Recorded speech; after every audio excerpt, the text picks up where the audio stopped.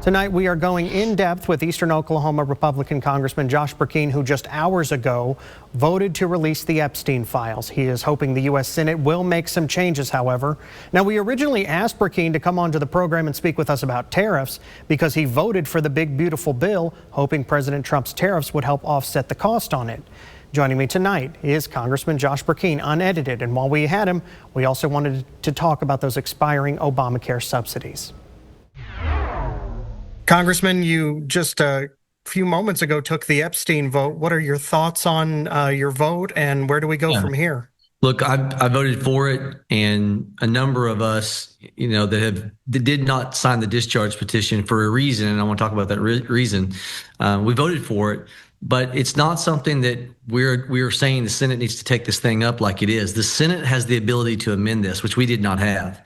And the reluctance by so many members of the House on this is because there are problems with this of allegations that are not going to be verified that could turn people into new victims, lack of whistleblower protection. There's undercover officers who are going to be exposed if this thing is not amended.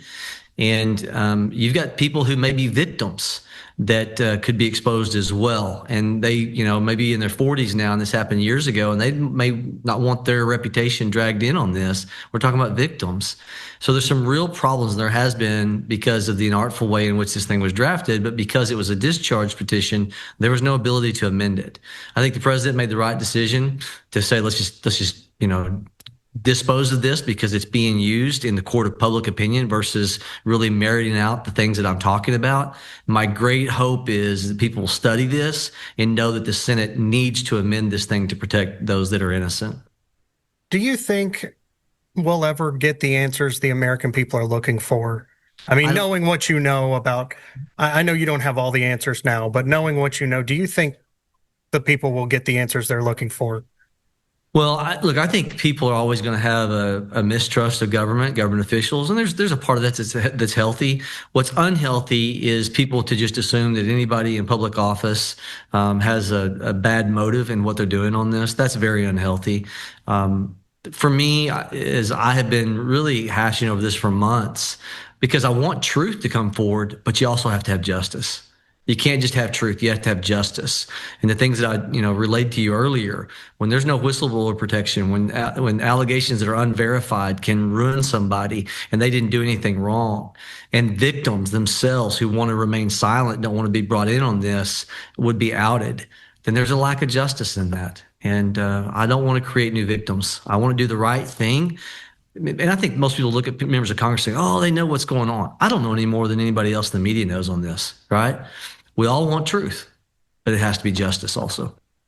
I know when we've spoken during the big, beautiful bill, and this is one of the reasons why I wanted to talk to you, was this, we haven't spoken since the Supreme Court hearing on the tariffs. You were hoping that the tariffs would pay for part of the big, beautiful bill. If those go away, what are your feelings on these tariffs possibly being up in the air? Well, it wasn't the full weight of the tariffs. As I went through the town halls and talked about it, it was going to take 3.5 years at the 10% floor. And so, yes, I have concerns about that. It was the concerns that I had all the way up until the one big, beautiful bill because of the changes that several of us on the House side, 4 of us in particular, insisted upon in the Budget Committee vote that I voted no. We were demanding some more pay-fors and some reforms that we ultimately got. They went to the Senate. Some things got bird ruled out, and then other changes. Lisa Murkowski demanded changes, and then it came back, and it was not a full-on paid-for bill that we'd sent over. 3.5 years at the 10% floor. So yes, I have concerns about that because I want to be able to make sure that what we did does not add to the deficit.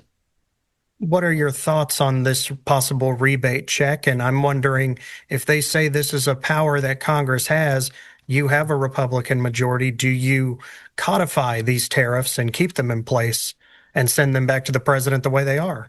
Well, I want to make sure anything we would do would be based upon constitutionality. We have the authority under Article 1 of tax and imports and duties. So I want to really just think that through.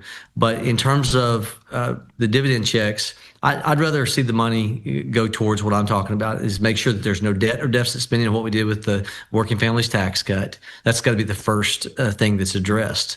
And then in terms of the constitutionality of it, of providing relief, I'm open to that conversation, but I want to make sure it's constitutional. And I want to make sure that the one big, beautiful bill, the working families tax cut, that 3.5 years at the 10% floor, that remains. How much could the Supreme Court decision really mess with what you had hoped was in place with the big beautiful bill? Well, the CBO says there's about $4 trillion sum total on the tariff. They initially, when I was out doing the town halls, it was two trillion, a little over 2 trillion. Then they updated it, and it became $4 trillion over 10 years. So there's a lot of room in terms of the revenue that these tariffs and these tariff adjustments are bringing in. I just have to get to look at the numbers. Look, I hope the Supreme Court decision is favorable towards where we're at, but we shall see. Open enrollment for Obamacare is happening right now. What is the talk like as far as addressing the subsidies or any health care reform?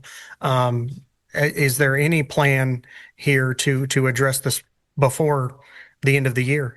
Yeah, look, I think most Republicans understand. You don't see Republicans who have had votes in favor of and I'm not trying to be cute when I do this, the Unaffordable Care Act, because it was designed by Democrats to bring down healthcare costs, and just the opposite has happened. I think even fair-minded Democrats would look at this and go, "Oh my gosh, the numbers, they don't lie." In 2010, the average family of four was paying $16,000 for their annual premium. Now it's $27,000. You have an 80% increase since Obamacare took effect on premiums. And the subsidization is not helping it. You had almost 50% of the claims last year, the enhanced subsidized claims, or the payout from insurance company that had no claims associated with them. That means insurance companies were benefiting and people weren't. And you've had since 2010 1,000% increase in insurance company profits. Well, what the government injection in the healthcare market has done, it's created all these problems. So we have to return to more free market principles, less government intervention, if we really want to have a chance of making healthcare affordable for people. It's not doing the same thing that's caused this. It's not more government regulation and more mandates. So the conversation in DC is, let's give the people some relief in their healthcare costs. Let's go the opposite direction that the Democrats started taking us through Obamacare. So is there a Trump care vote coming up soon? Look, I don't know if we'll end up calling it Trump care but yes, there will be reforms that we're going to be voting on. I feel pretty confident about that because, all of us are dealing with this. It's people think that, as members of Congress, that you are giving a special deal on so many benefit packages. Members of Congress are enrolled in the Affordable Care Act. And that is one of your options. And so, and that's right. You should be participating in what the average American people are dealing with and know by experience what it's costing people. So it's not just by listening to constituency, but for everyone that's having to, figure out how do you pay for your own family members and seeing it yourself, we understand. There are many Oklahomans who need these plans, and the open enrollment is happening now. Let's say I'm your constituent. Do I go ahead and enroll this thing, hoping you all will fix it? Is that rolling the dice? What would you recommend to me as a constituent? Look, man, I think everyone needs to be making the best decisions for themselves as possible. I'm only going to speak for me, okay? For me, because I don't want to lead someone to a place that they would blame me for giving them healthcare coverage advice. But there are other options out there, right? There are other options. There's direct primary care. There's these Christian share type products that are out there that can take $1,000 cost per month and turn it into $350 a month. It's not real insurance, right? But it's got a catastrophic loss type component to it. Health savings accounts. And so those are all ideas that I think need to be put into more options that we create policy around. So I would say to people, think outside the box. And the more that people can self-insure for the mundane type elements of healthcare, that's where insurance benefits is the more mundane things, right?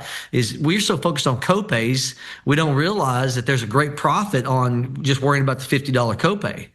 If you can self-assure, take some of your savings and self-insure yourself against the typical things, the non-true large-ass expenses in healthcare, you'll get a better buy if you can find that more catastrophic loss type coverage when you're shopping for coverage.